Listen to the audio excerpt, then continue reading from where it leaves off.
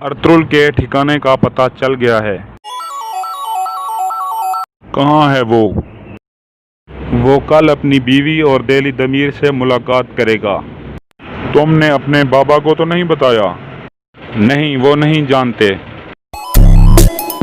अस्सलामुअलैकुम नाजरीन, पिछली किस्त में आपने देखा कि हेमा खातून एक सिपाही को ख़त देकर सुल्तान अलाउद्दीन की तरफ रवाना करती हैं और तूताकिन कोचाबाश को कहता है कि ये ख़त हर हाल में रुकवाना है। इस किस्त के आगाज़ में वो सिपाही ख़त लेकर जा रहा होता है कि रास्ते में अचानक उस जगह मंगोल आ जाते हैं। दरअसल कोचाबाश ने उसे पकड़ने के लिए मंगोलों से मदद ली थी।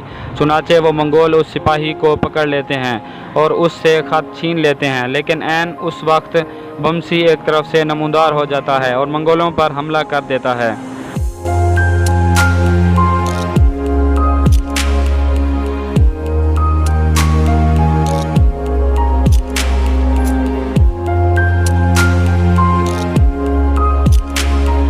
इस दौरान सारे मंगोल मारे जाते हैं। बमसी उसे कहता है कि तुम मेरे साथ वापस कबीले में चलो। हेमा खातून को इसके बारे में बताकर दोबारा चले जाना, जिस पर वो सिपाही रजामंद हो जाता है और दोनों कबीले की तरफ रवाना हो जाते हैं। दूसरी तरफ कबीले में आतोलन तोताकिन को उसके वालिद कोरकुत के खिलाफ भड़काती हैं और कहती हैं कि तुम्हारा बाबा काई कबीले के खिलाफ कोई कदम भी उठाने को तैयार नहीं। अगर ऐसे ही चलता रहा तो कबीले में सुकून ख़त्म हो जाएगा। अब तुम्हें उनकी जगह लेनी होगी। दूसरी तरफ हेमा खातून और हलीमा सुल्तान सख्त परेशान होती हैं कि कहीं हमारा सिपाही पकड़ा ना जाए। इतने में बमसी अंदर दाखिल हो जाता है। सब उसको मिलते हैं और खुशामदीद कहते हैं।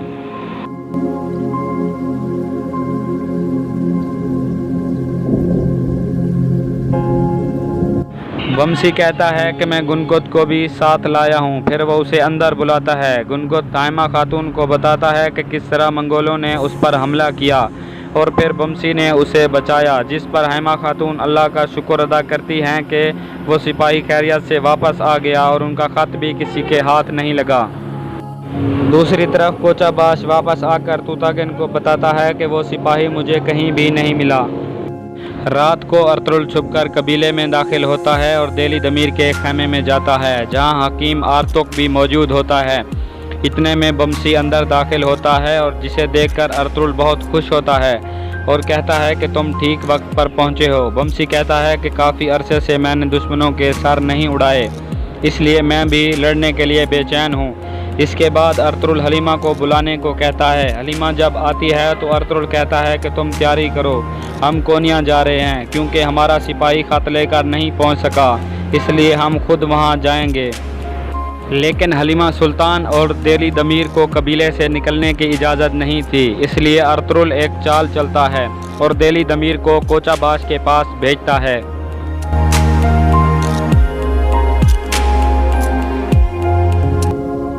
देली दमीर पहले उसकी तारीफ़ करता है और ये कहता है कि मुझे तुमसे एक मदद चाहिए। मैं और हलीमा सुल्तान कबीले से चुपके से निकलना चाहते हैं, क्योंकि दाखिली रास्ते पर तुम्हारा कंट्रोल है, इसलिए तुम हमारे नाम क्लियर करवा दो। कोचाबाश पूछता है कि आप अर्तुल को मिलने जा रहे हैं, जिस पर देली दमीर कहता है कि हाँ। कोचाबाश फ़ौरन रजामंद हो जाता है, क्योंकि वो समझ रहा था कि इस तरह वो अर्तुल तक पहुँचने में कामयाब हो जाएगा।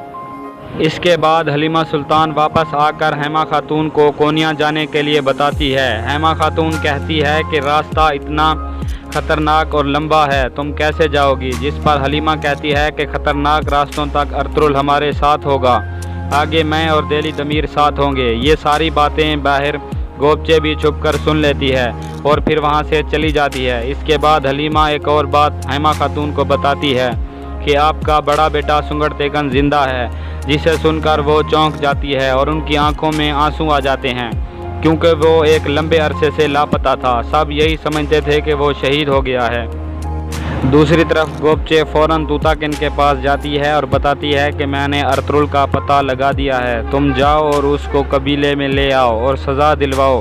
दरअसल गोपचे अर्तुल के ख़िलाफ़ हो चुकी थी और उससे बदला लेना चाहती थी।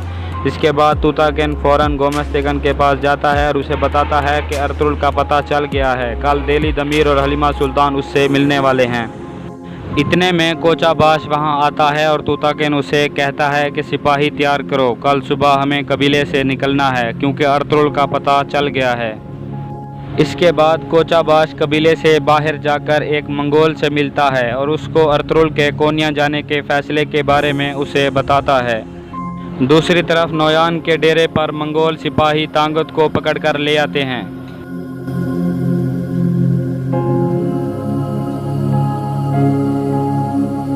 नोयान उससे पूछता है कि तुम कहाँ थे। तांगुत कहता है कि मैं आपसे अकेले में बात करना चाहता हूँ। जिसके बाद नोयान सबको वहाँ से जाने को कहता है। फिर तांगुत कहता है कि अर्तकुश मर चुका है। नोयान पूछता है कि वो कैसे। तांगुत कहता है कि मैं शिकार करने निकला था और एक जगह देखा कि अर्तुगरुल और उसके सिपाही हमारे सिपाहियों को मार रहे थे और अर्तकुश को उन्होंने हमारे सिपाहियों से छुड़वा लिया था, इसलिए मैंने उसे मार दिया। जिस पर नोयान सख्त गुस्से से उसे ठोकर मारता है और कहता है कि जिस शख्स को मैं इतने सालों से पकड़ना चाहता था तुमने उसे मार दिया। इसके बाद तांगुत हमजा के पास जाता है और हमजा उसके बंधे हुए हाथ खोल देता है। इस दौरान तांगुत अब्दुर्रहमान को बार बार घूर के देखता है।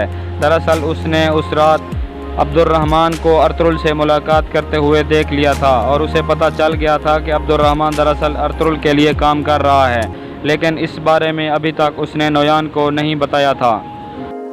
दूसरी तरफ कबीले में एक बूढ़ी औरत दाखिल होती है जिसे आयतुल्लाह देखकर चौंक जाती है और उसे फ़ौरन कबीले से निकल जाने को कहती है। इसके बाद वो औरत गुस्से में वहाँ से चली जाती है और ये सब सलजान भी देख लेती है।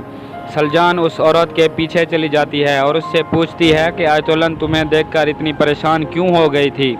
जिस पर वो औरत कहती है कि हर चीज़ की कोई कीमत होती है। सलजान अपना एक कड़ा निकाल कर उसे देती है, जिसके बाद वो औरत बताती है कि आयतुल्लाह ने कोरकुत सरदार की पहली बीवी के मरने से पहले उससे जिनसी ताल्लुकात कायम कर रखे थे। फिर वो औरत कहती है कि मज़ीद जानने के लिए मज़ीद कीमत अदा करनी होगी। सलजान उसे कहती है कि तुम यही रुको, मैं कबीले से सोना लेकर आती हूँ।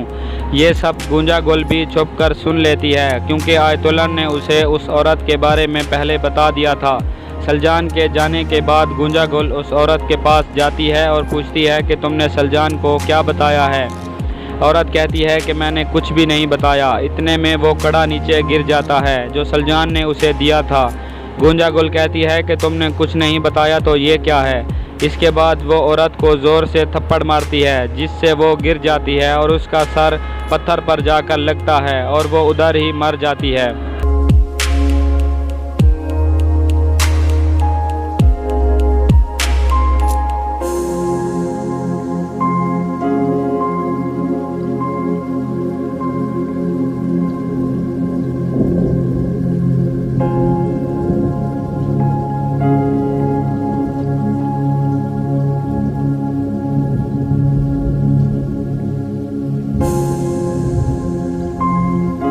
और गूंजा गोल जल्दी से वहाँ से निकल जाती है और यहाँ इस किस्त का इख्तिताम हो जाता है।